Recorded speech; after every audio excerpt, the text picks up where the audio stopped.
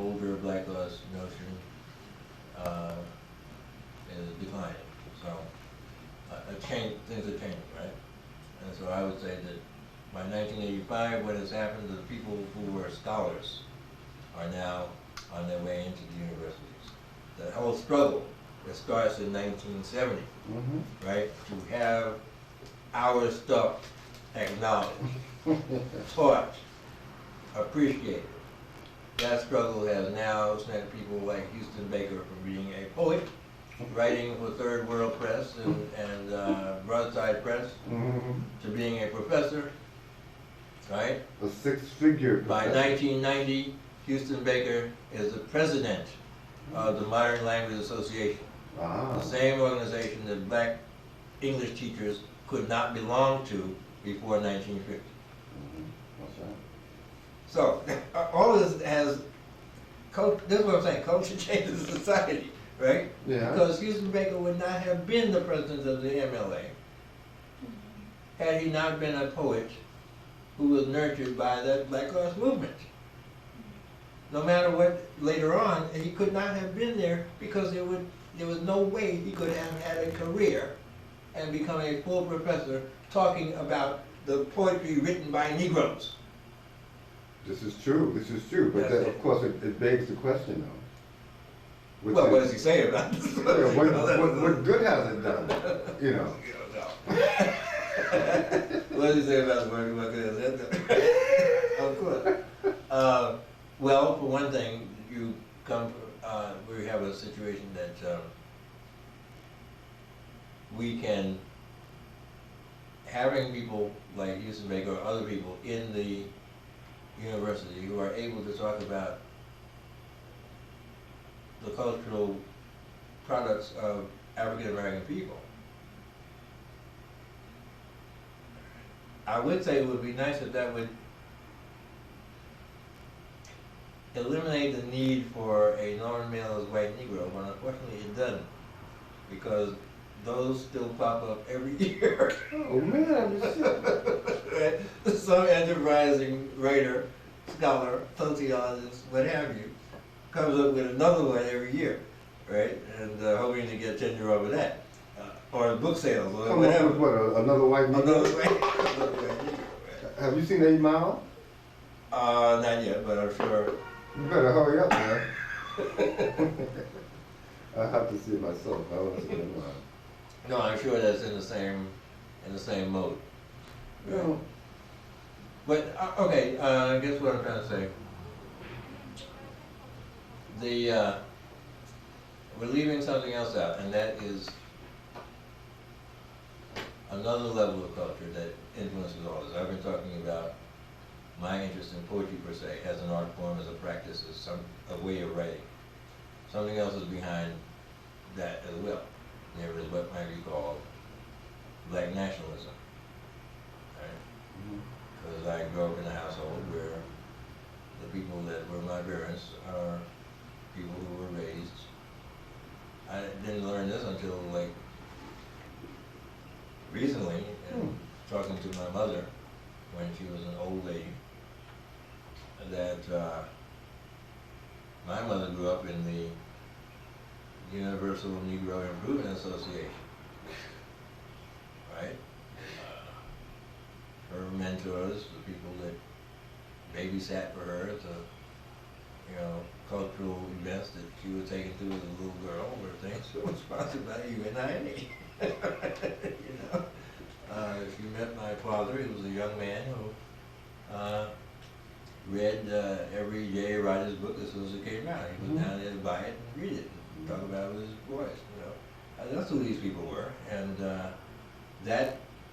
Talk to Mary Rocker, and he will tell you similar things about his parents and what inspired their intellectual direction, right? And we got that from them. So whatever it was we were doing, right? In class, I'm sitting there and I'm listening to a teacher who really something that he or she said about Frost or St. Vincent Millay really got there. Right? Something that, I don't know what it was, but something got through. Mhm. On the other hand, when it comes back out again, it's informed by J.A. Rogers and Richard Wright and Garvey, because that's what I deal with at home, and that's what shaped me at home. But you didn't know this consciously until Well, you saw it? I know it consciously and not consciously at the same time. Mhm. I know that I read everything that Richard Wright ever wrote, because every time I pick up Black Boy at home and start reading, I put it down, and the next day the damn book disappears. Mhm. My father didn't want me to read it then. Oh. So I find it a couple days later somewhere else, and I start reading again, and damn it, it disappears again. So I said, okay. So I go down to the library. And the library got like 5 or 6 books by Richard Wright. They don't have Black Boy. I read all the rest of them. Okay? Black Boy must be important. You know, Richard Wright must be important. I don't get it. Why did your father take the book Oh, because away? he thought that there were things in there that at that age he didn't think I needed to be concerned with. Oh. The result was that he whetted my appetite and my curiosity. Mhm. And I was a good student. I spent a lot of time in the library. I took out 4 or 5 books every time I went. And I read through the shelf of Richard Wright. And you caught up with Black Boy and It's figured right out here, right? what he didn't want you to. Right. And did you discover then what he didn't want you to see? Of course. Which was? I guess what Wright's experience in the world had been, according to Cully, you know, was a kid who can't use the library. Mhm. He's got, you know, he's working as a little gopher office in Memphis, and the boss said, you know, boy, come here, take this note over to the library, get me that book. And the Wright said, take this note over there and give me a book and take it back, huh? I wonder if they give me any book that sort of note. So Richard Wright started writing his own notes. You know, say, this Miss Smith. Oh, okay, boy, here. And Richard Wright, you know, started reading this stuff. You know, that's, I guess, part of the conscious black nationalist background, right? The rest of it is comes from I'm watching, you know, television, watching what is transpiring in Mississippi or wherever. And of course, my father has a comment about what we saw on the screen. And I realized in recent years, listening to Trent Lott on Black Entertainment Television the other day, that when Trent Lott sat around and saw this, you know, his parents said, wow, look at him, right? You said what? His parents were sitting there and they were watching the news. And they said what? And they were saying, look, Trent, look at him, just look at him. Oh, look at those people. Yeah, look at him. Messing up their society. And I was sitting out there in South Jamaica and watching the news, and my father said, Lorenzo, take a look at him. Mhm. You know, tell me what I need to know, and what I should look for, and what I should be aware of. But you could look at it, but you couldn't read it in Black Boy? You couldn't read it in Well. Richard Wright's inflammatory prose? I think there were some other things he thought that I shouldn't be reading. Hmm. There were things the librarians thought I shouldn't be reading. And would ask me when I went to check things out, you know, get a little test to see if I really was qualified to read, like, Milo Rigaud's book on voodoo. Oh, yeah. You know, Albert Mhm. Mitro. Mhm. Young man, ask a question or two, and I could answer that question satisfactorily. Oh my gosh, man, You the got the- scrutiny, huh? Yeah. Yeah.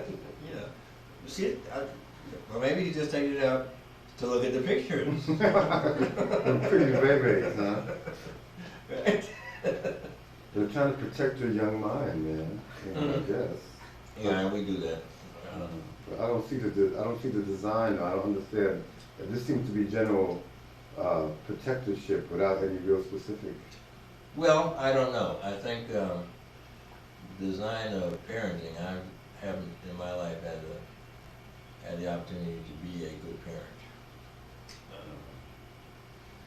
But if there is a design to parenting, I think it has something to do with wanting to project young people into the best possible space for them to be in, wanting to prevent them from having to suffer the worst things that have happened to you yourself. Thinking that in fact you can do that, right?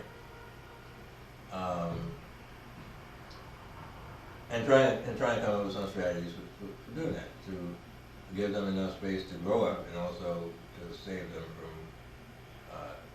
growing apart, right? You don't want to raise children in a neighborhood where, like, Tourette's syndrome goes undiagnosed. but maybe now that you can't help that.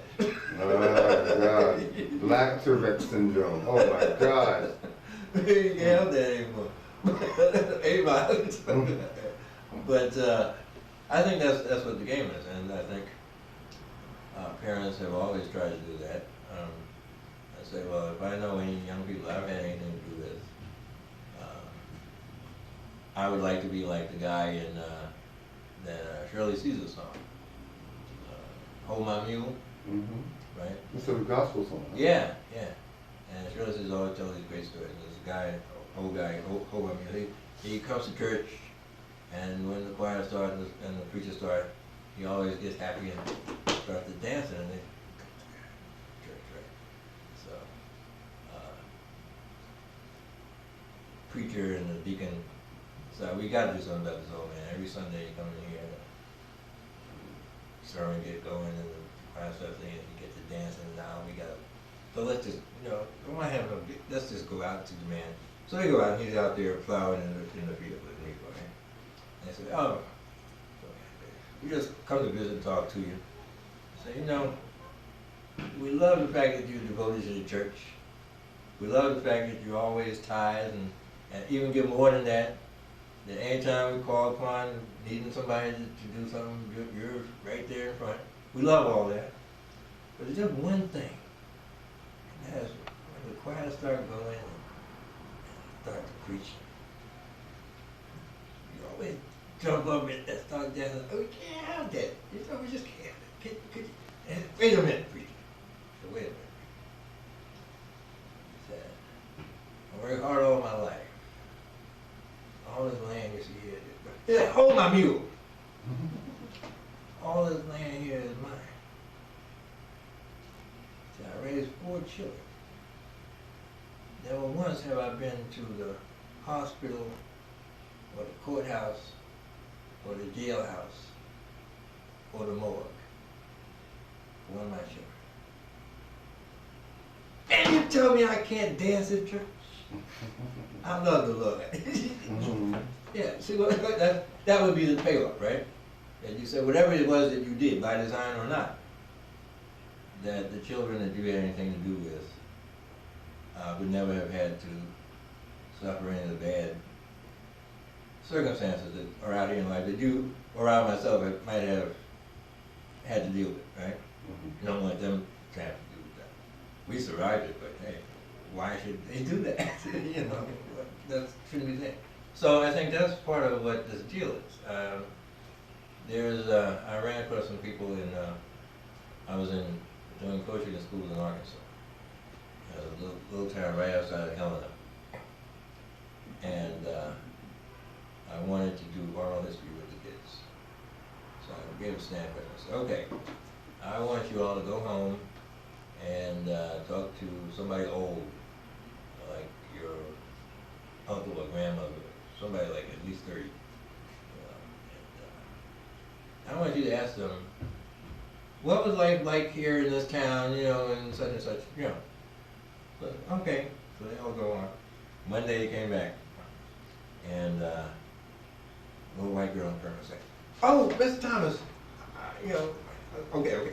Here, this is my family Bible. I said, oh my God, here's the big with pictures and dates and all that.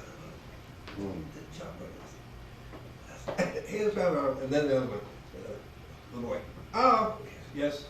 Well, I talked to my grandfather, and he told me about my great-grandfather And he was the congressman from here, and blah, blah, blah, blah, blah. Little black kid. Okay, what? I said, what's the matter? I couldn't do the homework, Mr. Thomas. I said, why couldn't do the homework? I couldn't do it. The girl said next to me. I said, but I couldn't do it, Mr. Thomas. I said, why not? He said, well, I talked to my grandmother. And I asked her the question, she said, why you want to know that? And I said, my teacher asked me to prepare. You don't need to know nothing about that. Mm-hmm. Every one of them. Every one of the black kids in the class got the same response from their uncle, their mother, their grandmother, their next door neighbor. And then I realized, and I learned later much later, this had been one hell of a town. A bad town, I mean, you know. And these people, these elders, these parents, did not think it was in the best interest of their children to know really how bad this place that they lived in was. So they flat refused to talk about it. Whereas this other kid had a grandpa who was glad to brag about the fact that his daddy was the mayor, you know, who was responsible for the hell that these other people were living in. You see? So I said, well, okay. So Those are their achievements, not their, what your guy created. Well, I became aware that you or I might say, well, these children should know all that. Mm-hmm. These people that lived in that town had made the decision that knowing that was not going to be productive for this child. That's interesting. So I said, well, I'll tell you what, let's try something else. Why don't you go home and ask some old person, how old are you all? They said, we're 12. I said, okay, I'm 13. I said, go back and ask them, one of the old people, what did they do for fun when they were 12, 13, or 11? Okay. Next day, they all came back with these wonderful stories about specific things, about Slangbot Williamson and where they heard him play and what songs he sang and this and that and the other. And the situation where the guy had been, you know, shot down, blah, blah, blah, blah, blah, and, you know, the community was set up, all this stuff, right? The entire history that I had wanted to get. Mm-hmm. Because it was something different. It was, what did you do for fun? Everybody likes to talk about themselves. Mm-hmm. Of course, you can't talk about yourself without presenting the context. Was right. So they did. And the things I wanted to know about the music, that was more interesting to me than the lynchings and stuff. But I found out about all of it. Mm-hmm. Mm-hmm. The flood, and this, that, and the other. When the economy crashed and everybody lost their property and this and that. And I realized it was a certain kind of sensitivity that I knew at the very beginning of the assignment. I couldn't answer any of these questions myself. They wouldn't answer them. They wouldn't even talk to me. And that was why I designed the thing for the school, because that's the only way I could find it out. And the children to ask them the questions because they wouldn't. You know, I found out talking to musicians too. Yeah. When musicians look at me and say, or their manager would say, well, he doesn't have time to talk to you. And some white guy come in and claiming to be from Rolling Stone. Oh, come right in, sit down, have a drink. Here's a cigar, you know. We got 3 or 4 hours, you know. What else can we tell you? You know what I'm talking about. Yeah. Man. So I think it's a good question though. And that is a question that goes back to the Black Lives Experiment too, and the movement, what it was about, the aesthetic. How do we decide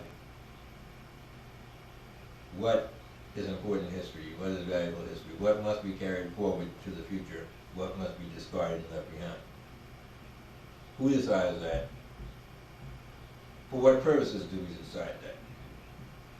Do we tell people that it is a wonderful thing that here the first president in the 21st century of the United States of America has sitting as his right hand and his left hand 2 African Americans, a general and a doctor of philosophy.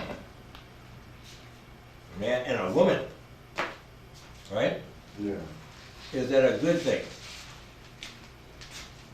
Do we tell our children, is that a good thing? Jet magazine in 1955 would probably have said, that's a good thing. I don't, maybe not, I don't know. By their works shall you know them. Right? Is that the test? You see what I'm talking about? And we're going to have to make a decision about that too, right? We have made those decisions. We tell people, we want you to know about Duke Ellington. We want you to know about Langston Hughes. We want you to know about Zora Neale Hurston. We have children's books that tell these stories. We want you to know about Richard Wright. So, we have, again, that's our job, right?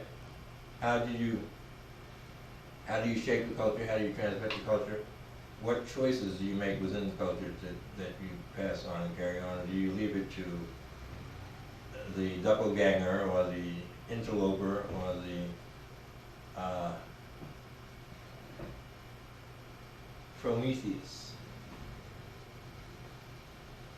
That's Norman Mailer's figure, the white Negro.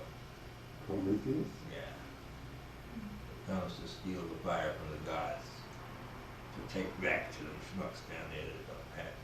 That's what he says, or what you That's say? what he is. That's what it is. That's what he says, or that's No, what you say? that's what I'm saying. Okay. That's what I'm saying. In reality, the black Negro who lives the way that Norman Mailer described is being arrested, right?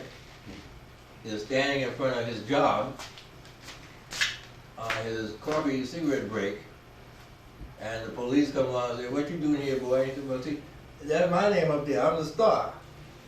What you talking about?" Frank O'Hara writes about that, right?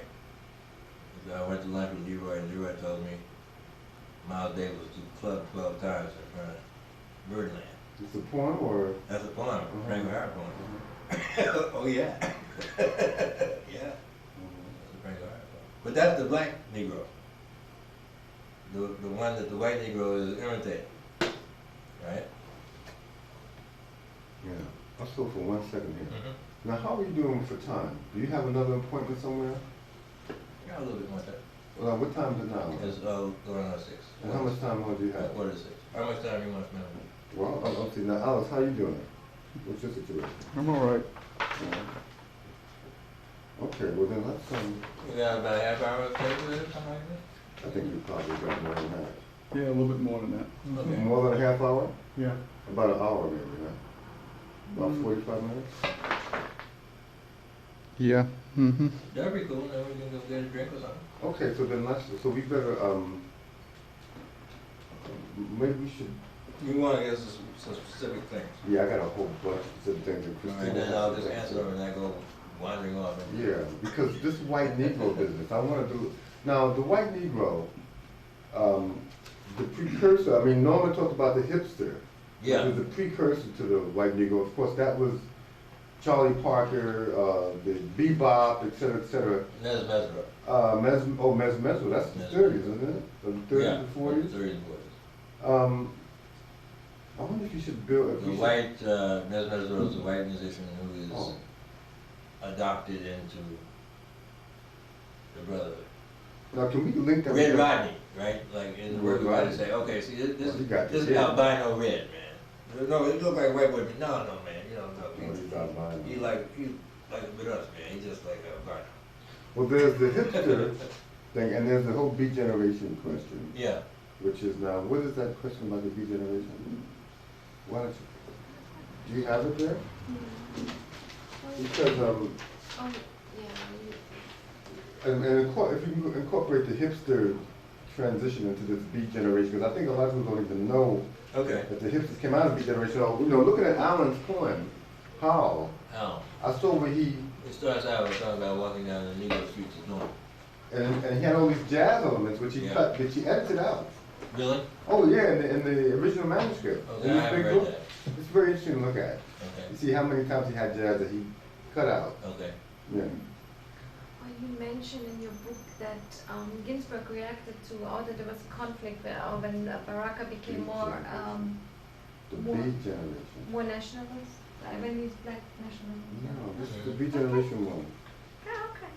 Okay, well, first was this one, Ginsburg was, you say upset with Baraka? Yeah, what was that exactly? I don't know if, I don't know too much about it, and I think Mary would answer it. I've always got the impression that, Alan and Mary, and Frank O'Hara and Mary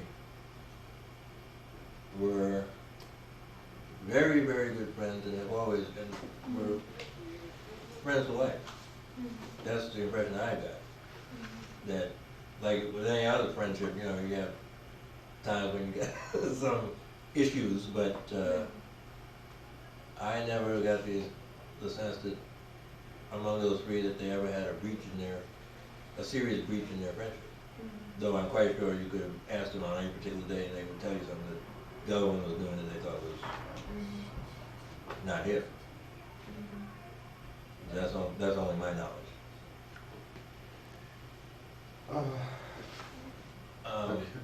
David's point, I think, more generally, where does this white Negro and hipster thing come from? It comes from the jazz thing, right? The idea that, again, if the music is the most accessible product of African American experience and culture, that dynamic music, the people that have an opportunity to be into that music more so would be the white musician who can prove that he can play this and can be accepted by the black musicians as an equal. So you have somebody like a Mesro or a Red Rodney or a Stan Getz or, you know, right? Jack Teagarden. The listener, the fan, the music fan, who idolizes musicians, I know I did, that's how we started out, my pals and I listened to these people on records all night, you know. We want to be like them, we want to dress like them, we want to talk like them, you know. The white kid has the same feeling, and so he too wants to be in that number, right? You get the idea that if you think that these people are the smartest people in the universe, then that's, whatever it is they know is what's happening, right? That's what you need to know. Mailer takes this further and says, these are the only people who really realize what this country is all about. Their experience is what has taught them what this country really is about, not this jive that the rest of you and I think it is. They know the truth. So we gotta get that from them. I say Prometheus because the myth of Prometheus, the gods are enjoying themselves over Mount Olympus. They having barbecues because they have fire. Human beings, the mortals, are down there in the muck, you know, eating like raw marshmallows. So Prometheus has pity on them. Gee, man, this is such a lousy existence. So he sneaks up to heaven, steals the fire, takes it back and gives it to him. Say, here, do something with that, right? Toast my marshmallows. You'd be surprised. It'll become a delicacy. Right? And when the gods find out about this, of course, Prometheus is punished. How dare you take what is ours and give it to those smart people. Unfortunately, with the situation, by taking that analogy further, what we discovered in 1958, when Mailer is propagating the white Negro, is that black people don't have the power to hold on to whatever it is he thinks we got. Well, 58 is Chinese time, for sure. That's, see what I'm saying? But So that's where the analogy breaks down, and that's my point. That's why the Black Arts Movement becomes necessary. Because we have to say, well, if what we have is so valuable that they are going to steal it and we can't do anything about that, we better take an inventory of who we are and what we've got. And I think you said that inventory was not really taken. And I think it could have been a better job done. And of course, my future question would be, once, it should have been taken by now since we have all these blacks in academia. Mhm. But I'm gonna leave that for later because I wanna ask you, the influence of the beats on, I guess, The culture. yeah, I mean, like, when Yeah. the beats came in, there's between the hipsters and the black arts movement, is the beats come about. Yeah. And so what is, The beats are the people who practice what Nell is analyzing in the white Negro. They are the people who take this as their roadmap. And they are enamored of anything black, starting with the music. Right? Black style, working class style. They reject the bourgeois attitude to life. They reject the social ladder, right? They dress like dock workers and factory workers. They listen to Negro music. They try to talk like Negroes. That's what the beats are about. oh, And part of that is they actually know Negroes. well, that's the point. Now, is that the quote? Would you read the quote? I can't find it. You know? I don't see it. They Oh, here, okay, you said what? Which their parents, the people they're rebelling against, don't. Okay. This is the quote. This is the quote that you wrote in the book. Yeah, but so it was also true that the Beats were probably the first group of so-called white people who, past the age of puberty, actually knew some black people as individuals, equals, and sometimes even lovers. Right. By the same token, young black people involved in the movement would have to be the most completely integrated African Americans of that era. Exactly. So, Well, the people that they were the black folks that the beats knew were the black folks who were comfortable enough to be outside of the black community to hang out with these young white kids.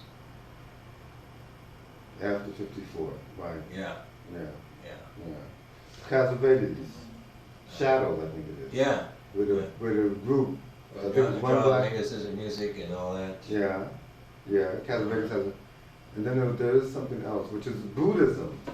Yeah. Buddhism.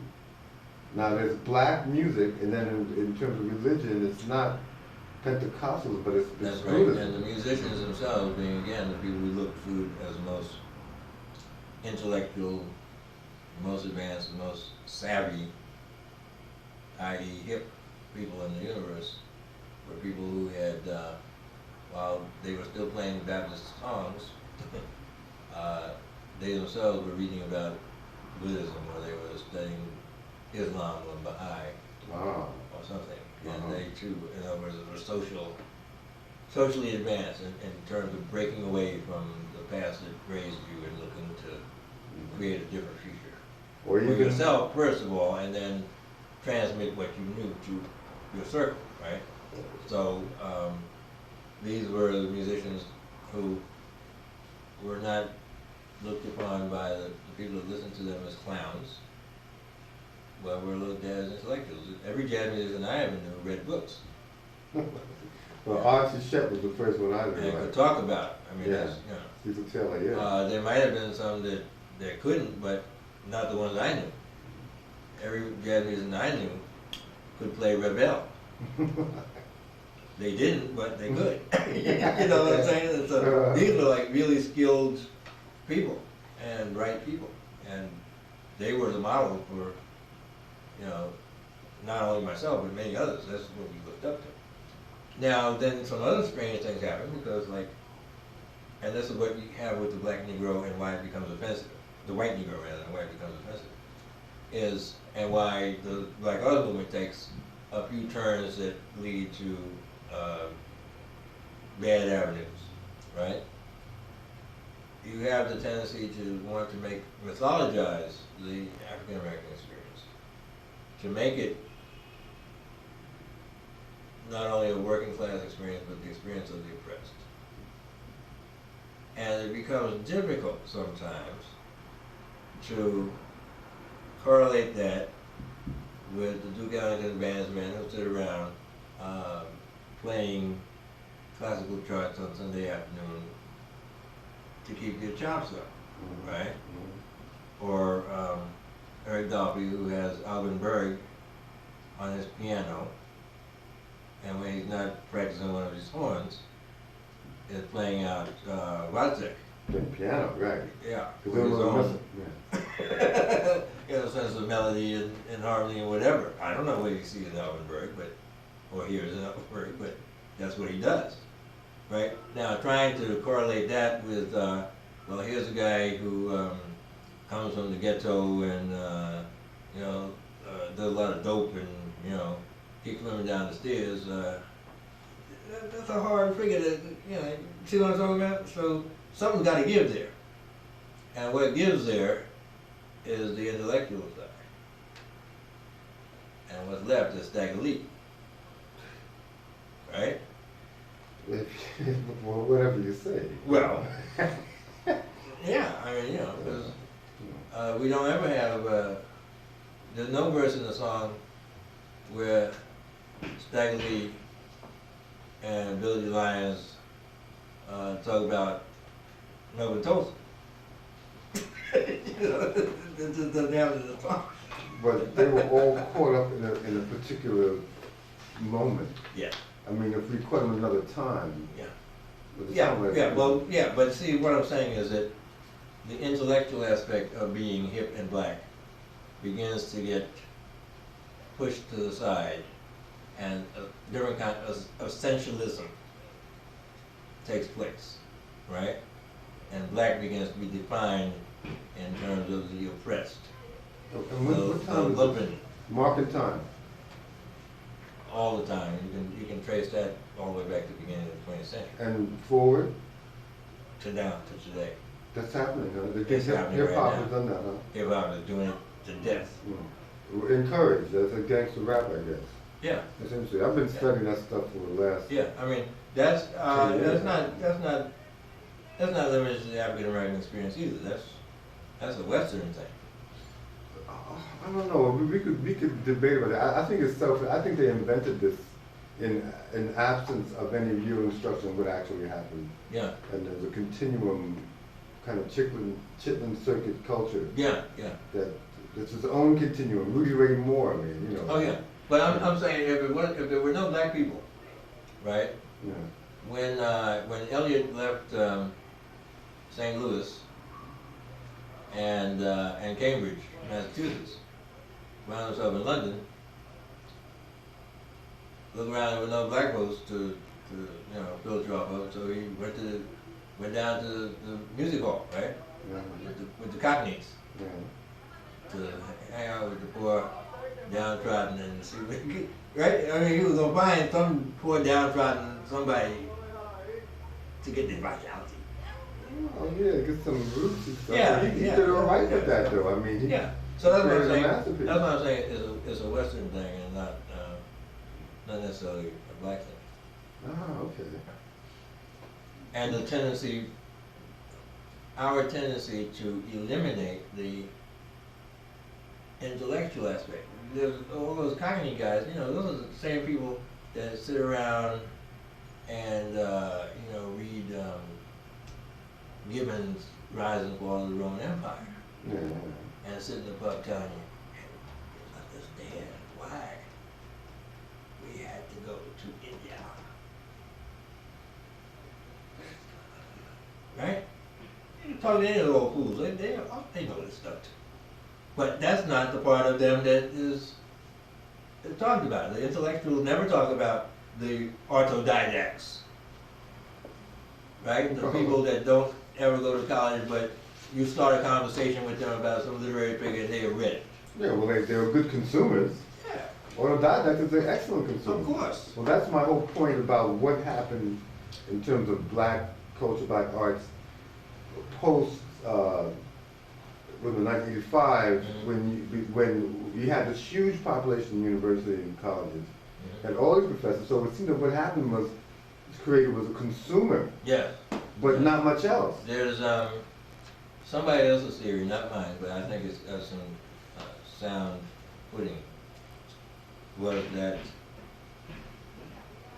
the Black Arts Movement, the best aspects of the black aesthetic, once they began to be presented on the screen, the cinematic screen, in the blaxploitation movies, that diminution of the intellectual capacity that I was just talking about took place. In the same way that anytime you take a book and you make a movie out of it, you take the 15 characters in the book and somehow you reduce it to 5 characters on screen. My friend did that, my cousin Bet, yeah. That kind of reduction is precisely what happens when you have the blaxploitation movies now carry the banner of the black aesthetic. Somebody And the put that in younger there. people think, when I mention black classic films, they do not think Clarence Muse, they do not think Paul Robeson, or even Stormy Weather with Bojangles and Lena Horne. They think the Mac. No, I don't think Clarence Muse either. What do you think? Well, them plantation, well, the Mac. Interesting, yeah, okay. All right, Well, so, I mean, they don't have much to choose from, let's No. face it. no, but this is what I'm saying. So for them, that's black classic films. Yeah. Well, you know, And with them, the black aesthetic comes out of all those movies, right, from the 70s but it's really cool. It's like, and 80s. it's retrofitted, you know, it's like, Yeah, if you watch the movies with a different sensibility. I remember watching God Comes to Harlem and what's the other one? There's Come Back Charleston the Blue. one that Shaft. That was Gordon Parks. Yeah, yeah. The Ossie Davis thing. Oh, That- shit, what- Kanji's Harvest or some shit like that? No. This was a contemporary Harlem thing. Not Come Back Charleston Blue, was that Chester Hans? Yeah. Yeah, no, this was a different one. I'm missing it right now. But anyway, there were scenes there, you know. Oh, Ozzy's son was in Beach Street. You didn't know No, about that? not Beast. This is a film from like 1971 or something like that. Right? Or even like remembering something like The Love of Ivy and Nothing But a Man. Yeah. Two- What a man. Two Abbey Lincoln movies. The Love of Ivy was Sidney Poitier and Nothing But a Man, Ivan Dixon. Nothing But a Man was in black and white, it's about working class. The Love of Ivy is Guess Who's Coming to Dinner Again, right? Except this time, Sidney is a gangster, not a doctor, Oh. right? And Abby's a upstanding middle class woman? Abby's a maid. Oh. Oh. And the white family are the ones that vet. That sounds like Made in New York. The white family, Jennifer Lopez. Abby's white family is the ones that interrogate Sidney Oh when my he shows gosh, up, oh, this is wonderful. right? Yeah. The same thing that Spencer Tracy and Captain Hepburn do to Sidney when he comes to dinner. The daughter and son of Abby's white folks do in Love of Ivy. Where you taking on Abby? You see what I'm saying? Yeah. Very interesting movie. Again, what happens with those things? If you watch them in 1970 or 69, right, when they came out, you saw them a certain way. If you watched them on television in 1989 and you were 12 years old, you saw something different. Right. Yeah, so they made these classics. Well, So, in other words, if I'm saying if the black aesthetic is articulated by Stephen Henderson in Understanding New Black Poetry in 1973, suggests all these things that are part of black poetry, and you look at black poetry and you look for these items and you read them, and that's what you'll see. There's not a similar book that points to those things for these black movies. And in fact, if you try to look for Stephen Henderson's list of criteria in those movies, you get shocked right away that's by interesting. how many of those are lacking. Or if they are there, are presented like the difference between Guess Who's Coming to Dinner and For Love of Ivy, Sidney's role, where in one he's a doctor, going to date the rich white girl, and the other, he's a rich man again, he's a rich Negro. He's a gangster. He's a gangster, right, when he goes to pick up Abby Lincoln to take her out. This sounds like a study for an essay that you're going to write. Well, there are a couple of guys who've already gotten to that field, like Clyde Taylor. You know, Vogel, does those Vogel? people who really know how to analyze movies. I don't know, Clyde's language. Recently just died with me. Okay, I want to go some real things real quick with you, and then I'm going to let Christina ask some questions, and I want you to read some poetry. Because I think that this last part we're going to have to deal with next time because, you know, and I hope that we can continue this because I did these one shots with these others, and I realized that we really should be Well, the continuing. questions you have are really interesting questions. Ah, good, thanks. Okay, no, these are some real quickies. Now, how did you discover the H Street Bookshop when you were in high school? To tell you the truth, probably from reading the Village Voice. The Voice, Finding okay. an ad in there for the H Street Bookstore, and you know, that's like the second. At that point, it was the second corner off of 6th Avenue, Right. and right on the corner. The shoe store is there now or something. That's it was a wonderful bookstore. It was right there on the corner. Patton Place right back behind it, and actually Teddy Lentz lived right behind that beautiful little street. But that's how I kind of discovered. Then saw, you know, that rack, these exciting poetry books. What was exciting to me, you know, like the Ebonius Manifesto, which came like on a sheet, like, you know. Oh yeah, you found out? folded That's up 59, and man. all the pages flopped out, you know, like Yeah. one long sheet of paper folded up to look like, Yeah. you know, hey, this stuff was just exciting to me, you know. And it was a different kind of poetry. My favorite poetry at the time was Carl Sandburg, William Carl Williams, Langston Hughes, Gertrude Stein. And the stuff that I found there in I didn't know why, but the stuff that I found in the H Street Bookstore was immediately attractive, some of this stuff. Later on I discovered why, and that is because most of these people were also kind of working out of William Carlos Williams in some way. You got right there, right from the jump street. Let me Ripple magazine. Did you name it after the wine, or what was that all about? I think we did, yeah. Oh, so you were being a wise guy, huh? I think we did. The people involved with that were interesting people. Alan Mandelberg, who was into philosophy and later became a philosophy professor out of Eugene, Oregon. Who else? Kenneth Rubin, who went to Cornell. And Cornell, he was classmate of Danny Schechter. And the two of them had a magazine called Dialogue. The photographer or the drama person? Danny Schechter is a radio guy. Oh, him. Okay, And okay. he's in WGBH in Boston. And now I think he's an independent producer, radio and television. But I think he was overnight. They did overnight with Linda Everly, didn't he? yeah, I think so. Which was wonderful. That was one of the best TV shows ever When they done. were in college, Ken Rubin and Danny, they had a magazine, I believe it was called Dialogue, which was a political magazine. Mhm. And beautifully done. 8.5 by 11 in the style like The Nation. Mhm. And I wrote for that too.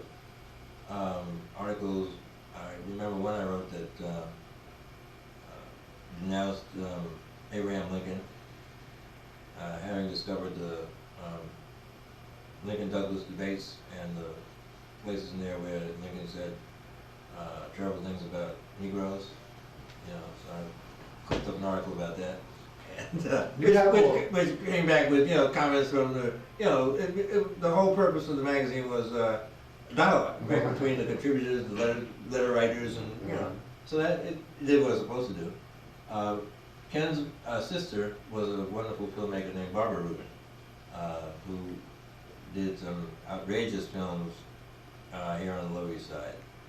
Oh, yes, the I most know amazing of of which her. is called Christmas on Earth. Shit. If anybody knows what I'm talking about, they'll know Christmas on Earth. I don't think I know the film. I know her. I know her name. Well, Christmas on Earth was something that Notorious. the Rubens would not have been happy about either, just like they weren't, they weren't happy about before. But Barbara didn't care. She was like, no. And this was some years later. Vandenberg, Ken Rubin, a fellow named Phil Dunn, and photographer, Harris. Oh man.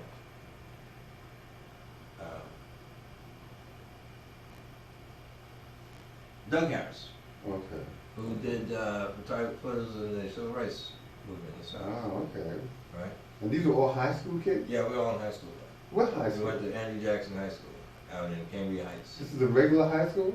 Yeah, it was a But big man, high school. Huge But high school. obviously, I mean, Lorenzo, you're obviously very advanced for a high school student. Did you know that you were advanced, or you were like Noam Yeah, Chomsky? yeah. We thought Oh, we thought we were it, man. Oh, you're your own glass family, huh? Yeah, yeah. And I remember that.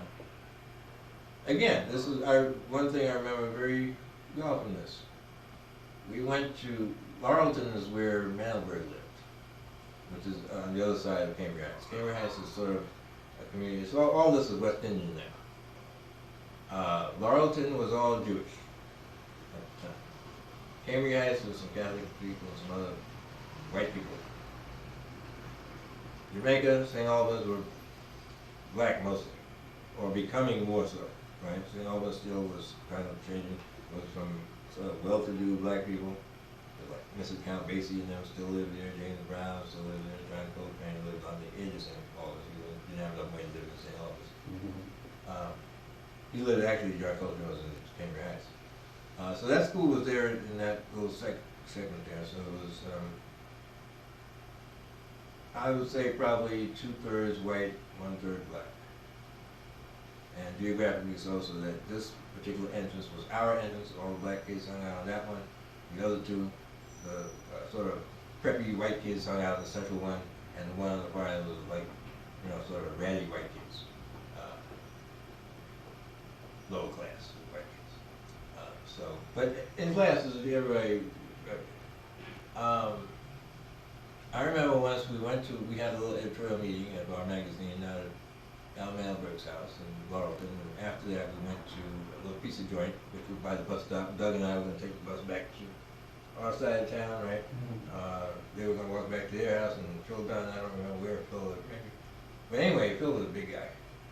We went to this little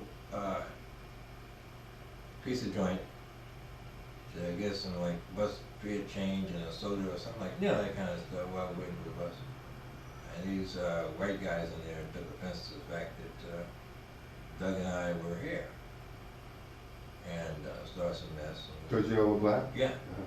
And of course, Bill took offense to their questioning, you know, his friends. And so they jumped off right down there, you know, and, you know, got their hand to Bill, like, you know, he took the battle, man, and, you know, he started to aside, because these were big dudes anyway, crazy dudes. And Bill was big, but, you know, and Bill got the bumps rush and landed on the curb and everything. But that's the kind of stuff that was happening around our little intellectual adventure, Ripple Magazine.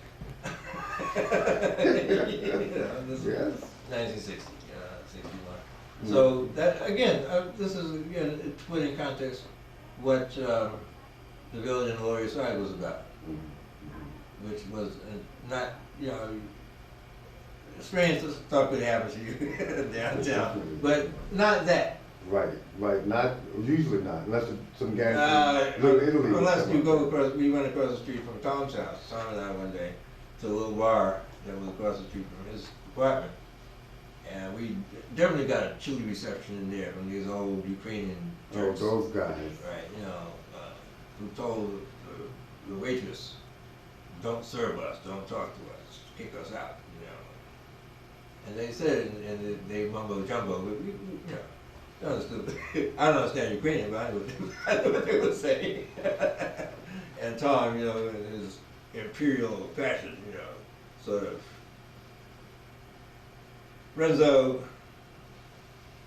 this place doesn't look like it's up to my standards. Damn right. That's right, man.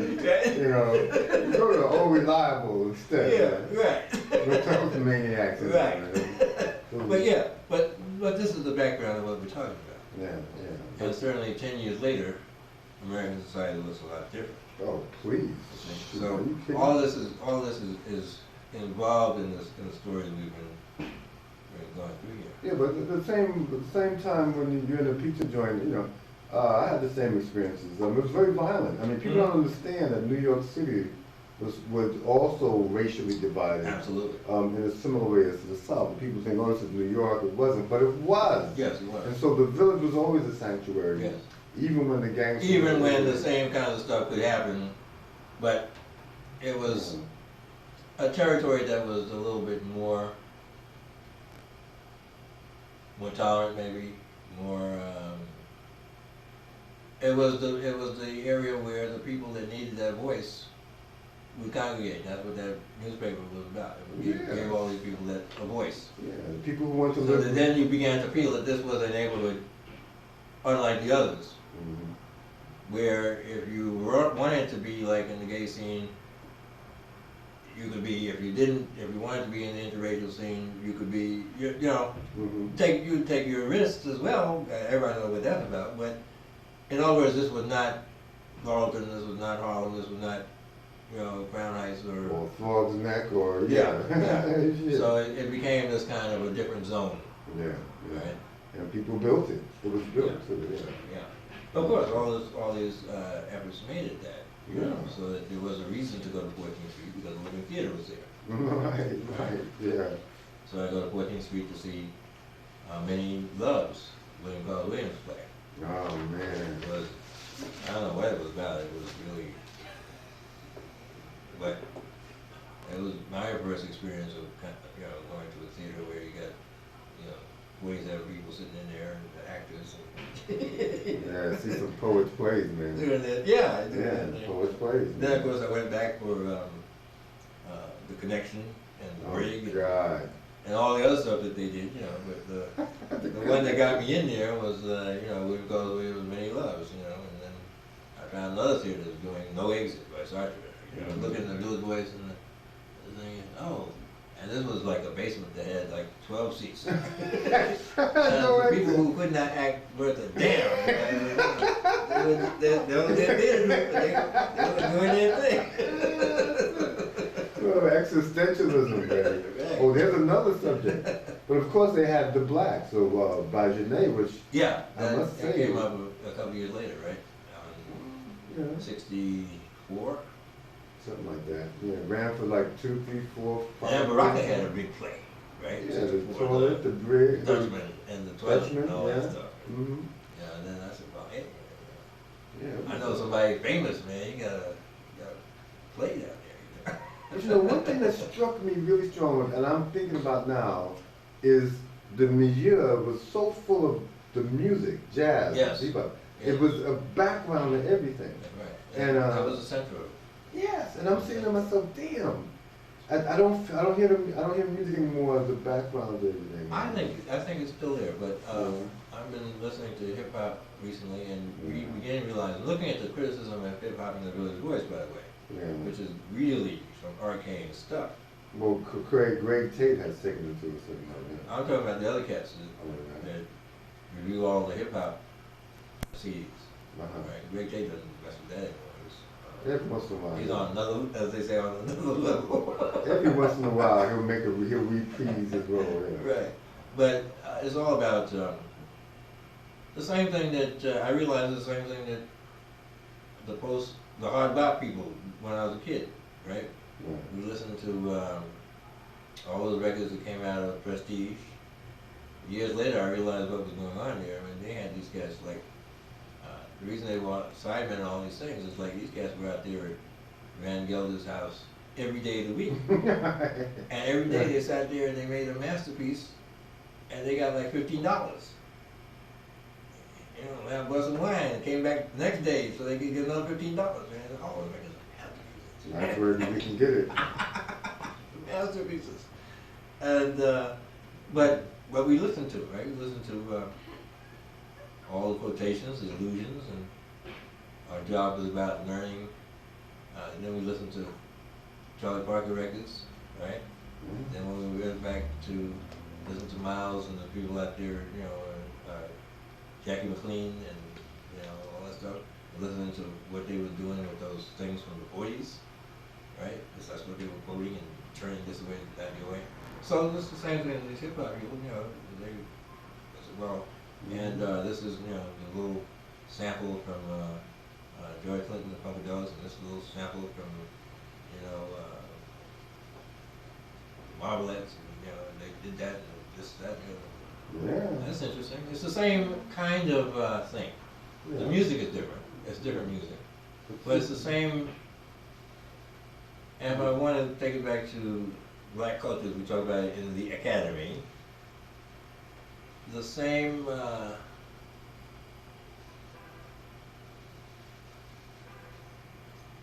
the same pattern that we took from Bible study in the church. Oh, boy. The same way the preacher makes up his sermon.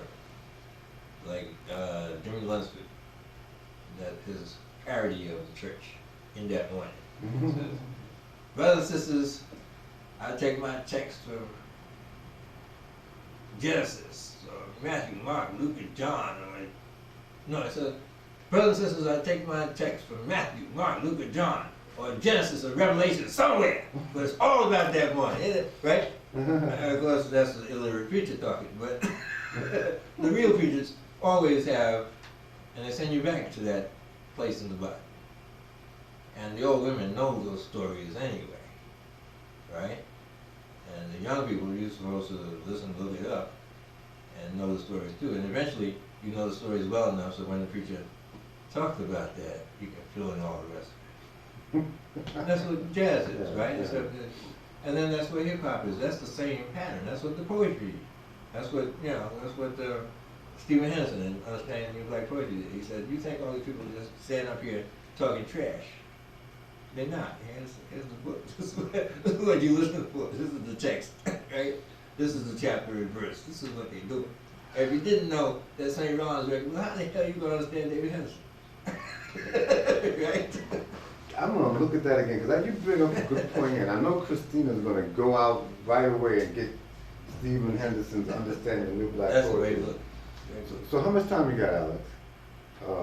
How we doing here? Yeah, that's right. 30 minutes. 30 minutes, great. So Christina, you can ask your questions. She has all these complicated academic Okay, questions. well, I'm gonna answer them quickly. I'm not going I'm to joking. Without answer getting those off on a questions. tangent. I am going to ask two You're gonna questions throw away her that came questions, to me man. while I listened to you. And then I So- want you to read some poems. So that's so. It's not going to be long. You seem to have a very historical perspective, and you construct your own. I mean, you're constructing the history in a way of the Yes. Black Arts Movement. Yes. And when did you When did you start looking at it like this, and why? When did you develop, you know, a perspective on it like that? I think I've always kind of looked at it that way. I remember, I think that's just the way I'm aware right now that other people keep their stuff very carefully, and I feel really awful because if the stuff, you know, is kind of a record of your life and what you've done, I am aware right now that a whole bunch of my life has been thrown away, literally. That's like stuff for like about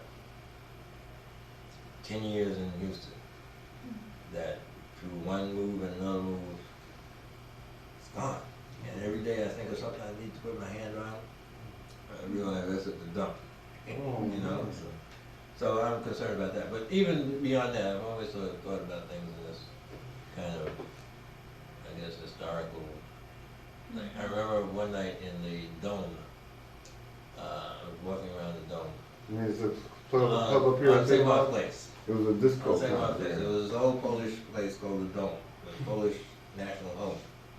And Andy Warhol rented it out one time for a show.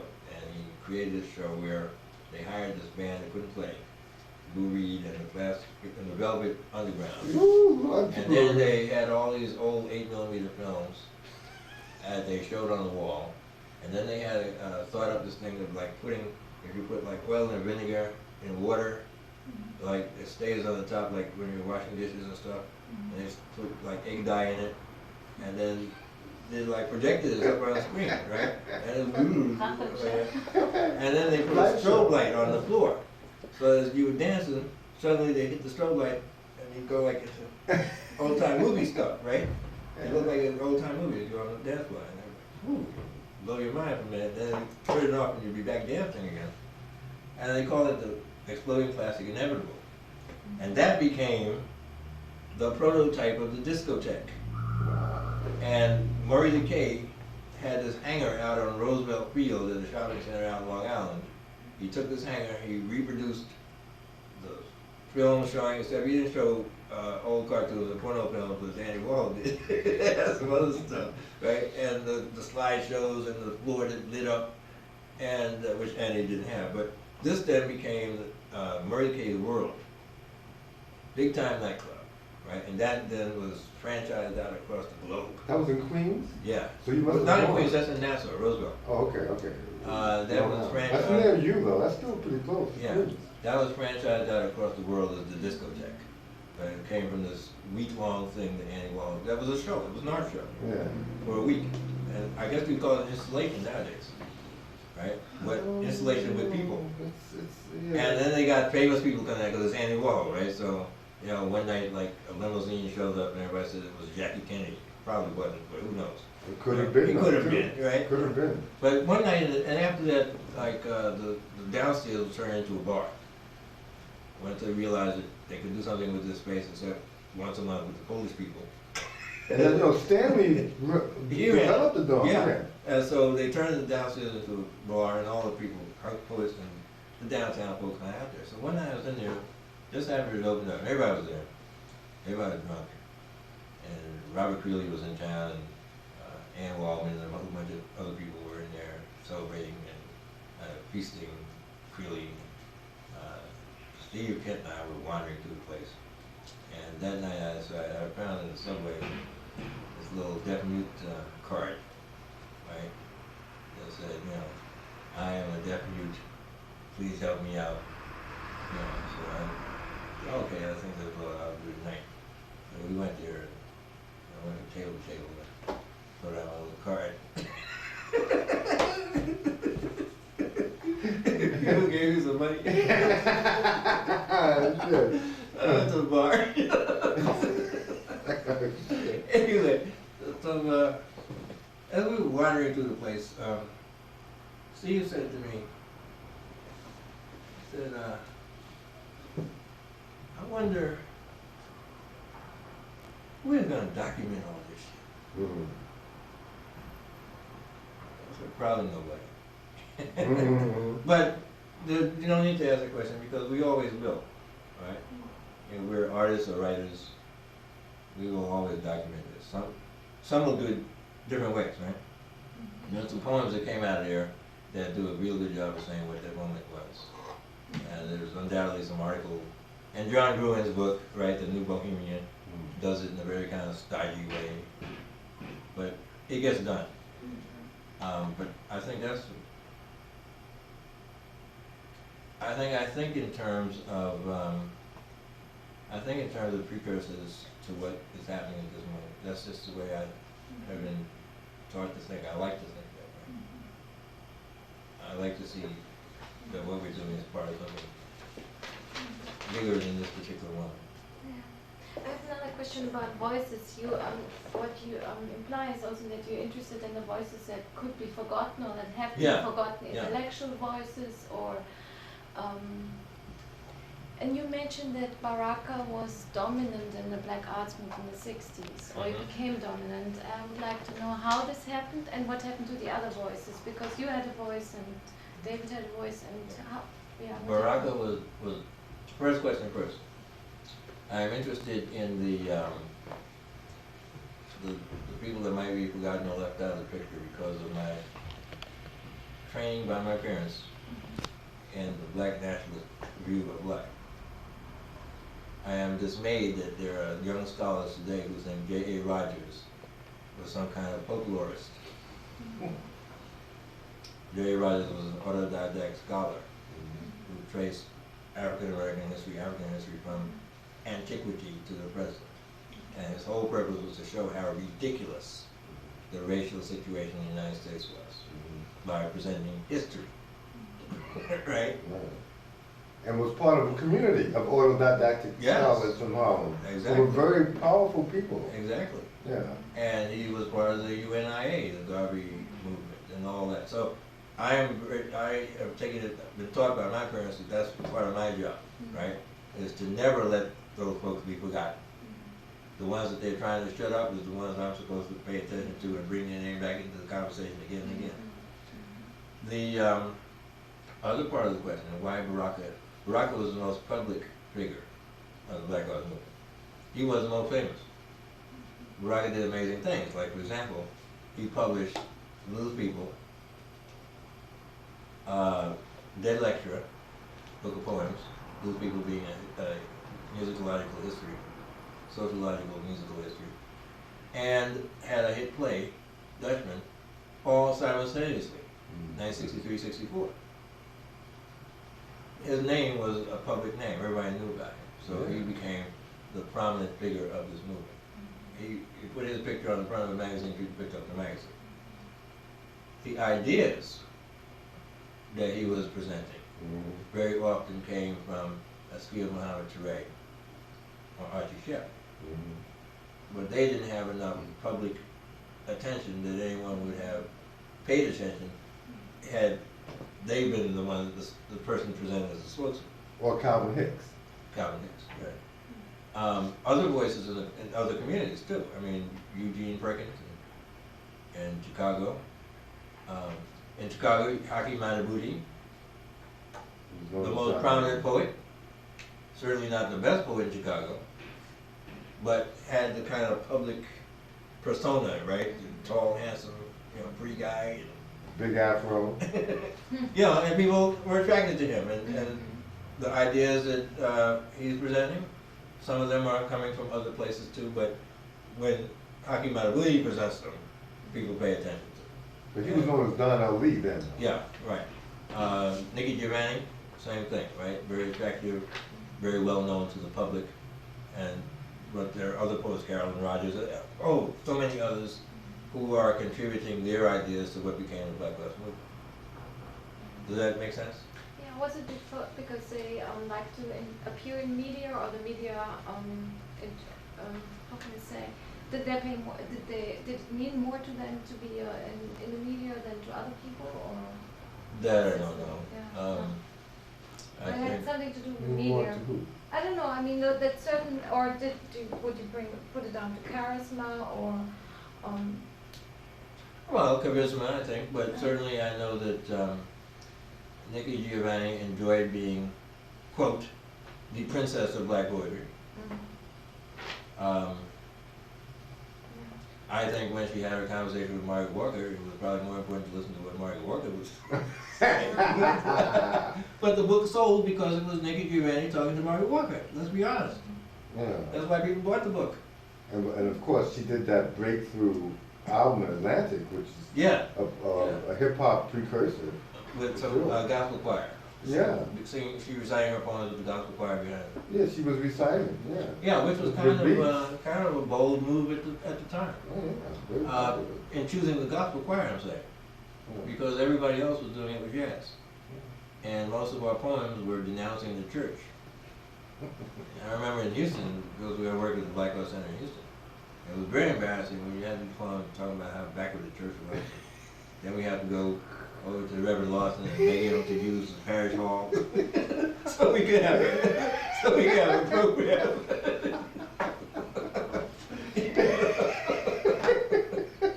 A lot of contradictions. Oh my God.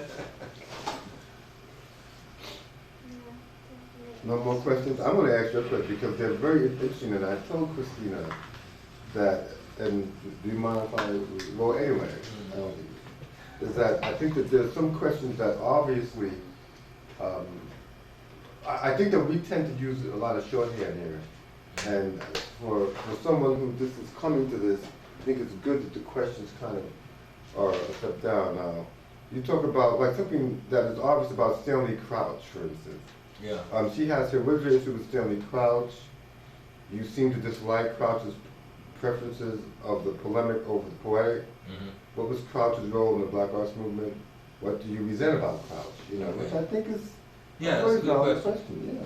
Yeah. Stanley Crouch began as a poet, and there came a period actually when everybody actually wanted to be a poet. It suddenly became glamorous to be a poet. Mickey Leland, who was a congressman from Houston, who died in a plane crash in Ethiopia when he was trying to give aid to the people there. That was after the Eritrean, Somalian, Ethiopian wars. Mickey Leland started out as a poet in the 1970s at Texas Southern University, and later actually got the congressional seat that Barbara Jordan had. Right? So there was a point when it became fashionable to be a poet in the late 60s, as the Black Arts Movement picked up all the steam, right? And that's the point I think when Stanley Crouch, having been supposedly a jazz musician, and I guess nobody was calling him for the gigs, so then he rebirthed himself as a poet. And he wrote some poems, you know, according to the catechism of what a black artist poem should sound like. And he went around reading that stuff,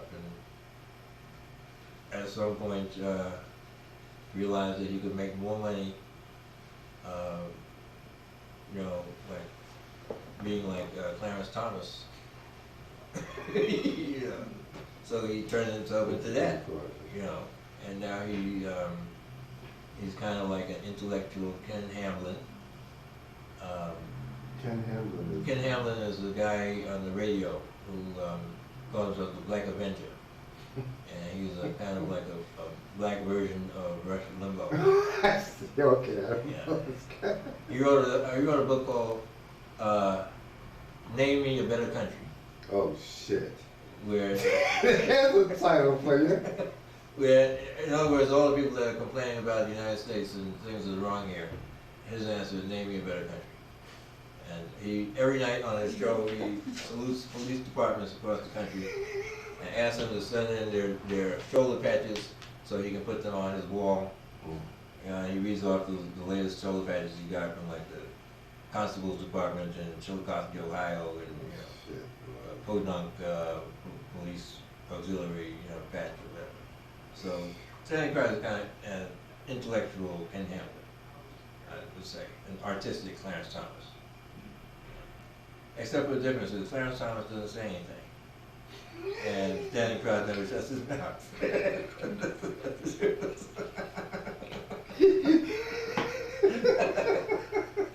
But I saw Stanley.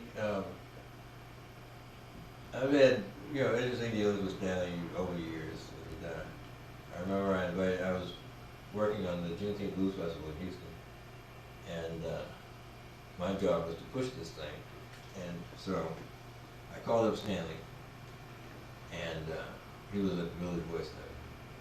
And I told him how great this was, and this is opportunity of a lifetime, and blah blah blah blah. So he agreed to it. I called up Alelia Bundles, who at that time was working with the Today Show, based out of Atlanta, and I gave her the same pitch.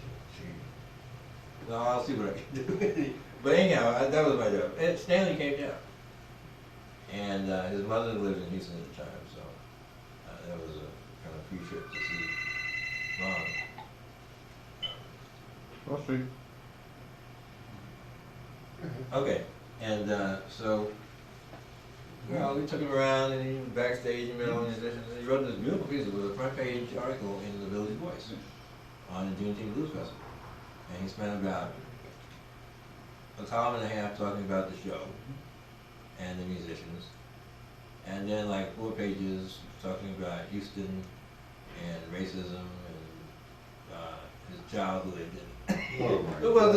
It's in his It's collected in Notes of a Hanging Judge. Oh, okay. One of his volumes, the essay, it was a good essay. It was, from my point of view, I was very happy. I said, told the boss, I said, yeah, threw it down there. It's Billy Grace. Front page. Major essay, I said, God. But I remember we had some little, somebody's house, just having a little barbecue and beer and wine and what have you. Stanley and I got into some discussion about race relations, history, Pushkin, the Barbarian War, who knows, whatever. And we had a difference of opinion, of course. That's where it says, I'm gonna tell your boss. I'm gonna tell your boss. That's not. What's wrong with this guy? Where is he coming from? What is this? This is Houston, Texas, but damn. Anyway, I'm talking about to demonstrate the kind of mentality. Right? Kind of mentality that has not, was not an authentic Black Lives Movement view of things. They came out of the Watch Writers Workshop, right? No. He didn't come out of Watch Writers? Oh, he wasn't in that, okay. Crystal Troop was in that. But Clark was in LA at some point Yeah, during that time. that was LA. Crystal Yeah. Troop was in that. Arthur Blythe was out here. He was Stanley's hero. Who? Arthur? Arthur Blythe. Okay. Black Lives Yeah. But anyway, From I jazz, don't want to spend too much time on Stanley Press, except to say that I don't think his views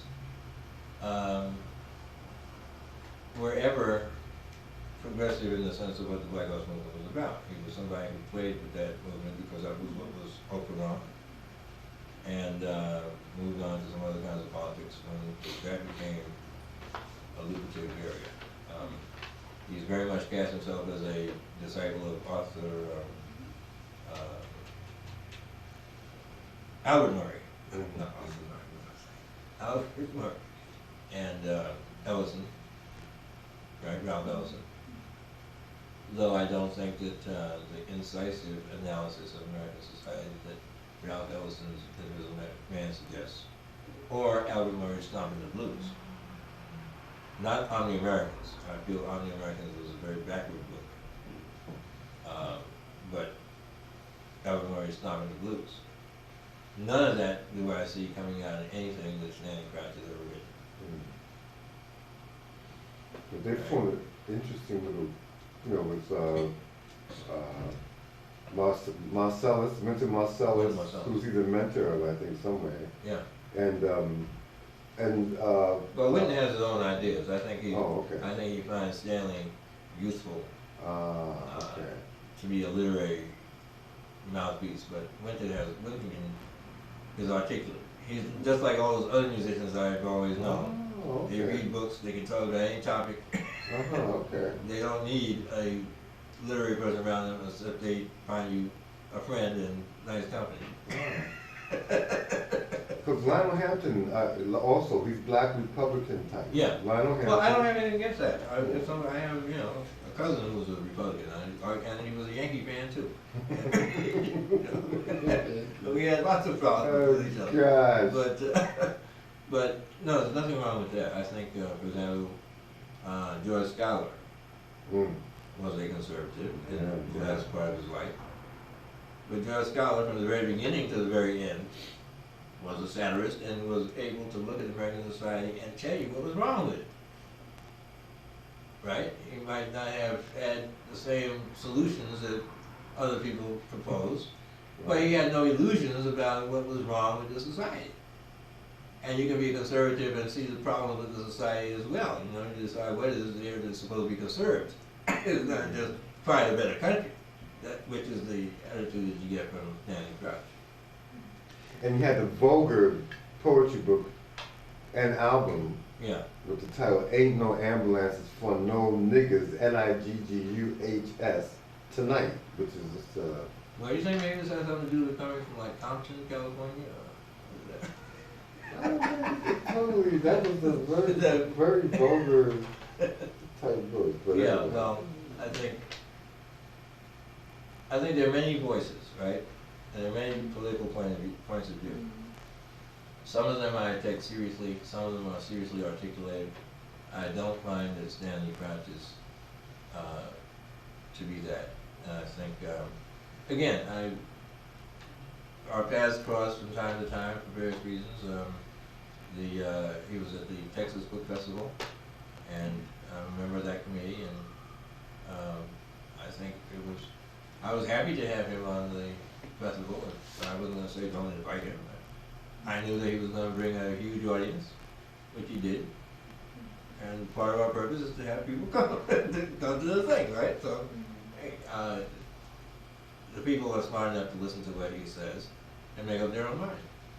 I'm not a commissar to say Stanley Crouch did not have a forum. He should. People should be able to listen to him and understand the shortcomings of his argument. Hopefully, yes. Another question here. We'll talk about the griot. You use the griot as a model. Yeah. Yeah. Let me African American poetry. some water in this. Oh, sorry, man. I'm supposed to be filling you up, man. Okay, drinking all the water, man. That's for you. Thanks. That's good. You want some water, Christine? Here's a cup. What about you, Alex? Okay, thanks. All right. I think the griot is an interesting concept. It comes from West Africa, and the notion that these are musicians and poets, performers, oral historians who memorize the history of the people, and they cast it into poems and songs and narratives, and are paid for their performance. When you're having a family event or civic celebration, you invite them and you ask them to present the relevant history. That's what they do. I think it's like in Europe you would have, they're entertainers and they're historians, right? So in Europe you have in the Middle Ages you would have the troubadours, who were singers who went from town to town and court to court and performed for the people, for those who could pay, right? Who wrote love songs to order. That's the same kind of tradition. This one being African. And so I think that in some ways that became a model for, when we were looking for ways to understand what is African about African American, the griot came to be a model that was a good one to adopt and say, okay, that's where we want our art to go, right? The art, the Calypsonian in Trinidad is a modern griot. The blues singer in the American South is a modern griot. More so when you find that in Senegal and in Gambia, all these people, you start being one of those at 3 years old, when your parents use you to juggle with, right? While they're singing and dancing. They throw you around? Right, and that's how you begin. Then you get to be a dancer, then you get to be, then you learn to play an instrument, then you get to sing. You're part of the clan, this is what they do. This is their family business. If you go look, I've been interested in looking at the blues, and fascinatingly enough, you look at Mississippi and East Texas, and you find that a lot of these singers are related to each other. They all came from the same little region, and they're cousins or half brothers or whatever. And I'm not so sure that that's not accidental, because that's how you learn too. So how do you learn to play the guitar? Well, my cousin taught me. My half brother, who's 20 years older. My mother's first marriage or whatever. You know what I'm saying? That's how I learned how to play guitar. Nowadays, of course, everybody since the beginning of the 20th century learns how to play for records too. But in ancient times, you learned it from someone who took the time to show you. So the griot then became like a good metaphor for what we were trying to do, is to distinguish black poetry, African American poetry, from any other poetry on earth. So ours was going to follow the mode of the griot. We were going to learn the history of our people. We were going to be able to comment on the contemporary behavior of our community, right? And the result is that you are respected for your ability to do that, and you are also an outcast because you know too damn much. And that suited those of us who grew up wanting to be bohemians and not good middle class folk. So this was an acceptable way to be a bohemian, right? Because you chose to be different, right? Did that concept also involve improvisation? Yes. How did the improvisation show in the poetry? I mean, that's a big question, but... The model being jazz. The model being jazz. So our poetry was modeled on jazz, and therefore the notion of improvisation. The griots that you hear from Senegal, and there's some interesting recordings of them. There's one that lives here in the United States, the most famous in the United States, Fode Musa Suso. Used to live in Chicago. Now I'm not sure where he lives, but he made a lot of interesting records. He made a record with the Kronos Quartet. Oh shit. And they toured together and made this interesting recording. Wow. Collaboration. So their music too is like, since it's all memory work, right? It's a narrative like the Odyssey and the Iliad, which Albert Lord from Harvard studied as oral traditions of the epic. It's this endless story that has a formula, and within that formula you improvise. You choose, just like the preacher does. You got the whole Bible, all 66 books. What's happening in the community this week? That will tell me what verse and chapter will be the source of my sermon for Sunday. Now I'm supposed to know the book well enough so I can pick one that will signify or comment appropriately on what's going on with us. So that's the improvisational aspect of what the griots in West Africa do. I did a little workshop at Naropa University this summer, what we call the Poetics of the Griot. Of course, I don't know French very well. I have no knowledge of Wallop or anything else. So we just sort of like looked at some books about the anthropologist books and listened to some recordings and then did our own thing based on what kind of inspirations we got from that that framework of composing stuff. Kind of ethno-poetic kind of. Yeah, kind of. We have